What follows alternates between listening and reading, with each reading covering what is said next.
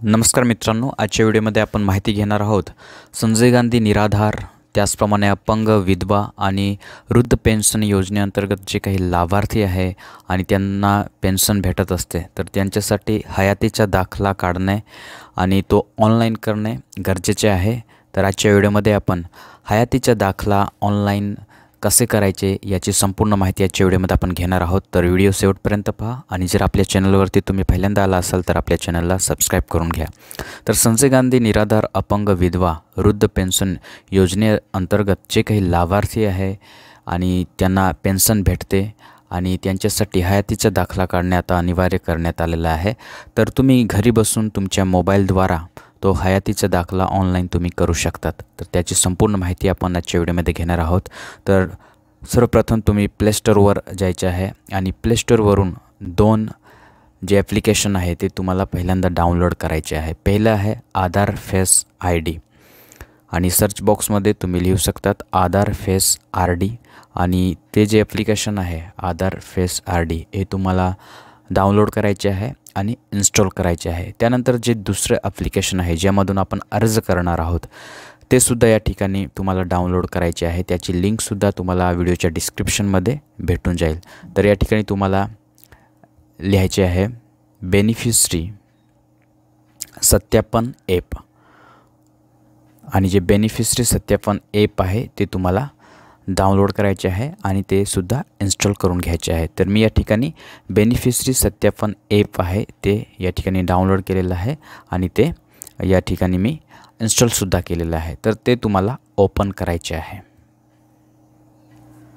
आणि बेनिफिशरी सत्यापन ॲप्लिकेशन तुम्हाला ओपन करायचे आहे। त्यानंतर सर्वप्रथम तुम्हाला डिव्हाइस रजिस्ट्रेशन करायचे आहे। डिव्हाइस रजिस्ट्रेशन करण्यासाठी तुमचा स्वतःचा आधार नंबर या ठिकाणी टाकायचा आहे आणि तुमचा मोबाईल नंबर टाकायचा आहे। जो तुम्ही मोबाईल नंबर टाकत आहात त्यावरती वन टाईम पासवर्ड म्हणजे OTP पाठवला जाईल, तो OTP सुद्धा या ठिकाणी तुम्हाला टाकून घ्यायचा आहे। तर या ठिकाणी माझ्या मोबाईल नंबरवरती जो OTP आला आहे तो OTP मी या ठिकाणी टाकून घेतो। त्यानंतर सबमिट या बटनावरती तुम्हाला क्लिक करायचे आहे। त्यानंतर डिव्हाइस रजिस्ट्रेशनसाठी तुमचे स्वतःचे नाव या ठिकाणी एंटर करायचे आहे। त्यानंतर सिलेक्ट ऑपरेटर टाईपमध्ये सेल्फ अँड फॅमिली हे सिलेक्ट राहू द्यायचे आहे आणि या ठिकाणी तुम्हाला बॉक्सवरती टिक करायचे आहे आणि सबमिट करायचे आहे। त्यानंतर तुमचा फोटो या ठिकाणी कॅप्चर करून घ्यायचा आहे। तो फोटो कॅप्चर केल्यानंतर तुम्हाला सबमिट बटनावरती क्लिक करायचे आहे। आता तुमचे डिव्हाइस रजिस्ट्रेशन झालेले आहे। आता जे काही लाभार्थी आहे त्यांचे रजिस्ट्रेशन या ठिकाणी तुम्ही करू शकतात। तर त्यांच्यासाठी बेनिफिशरी व्हेरिफिकेशन या बटनावरती क्लिक करायचे आहे आणि जे काही पेन्शनधारक आहे त्याचा आधार नंबर आता या ठिकाणी तुम्हाला टाकायचा आहे।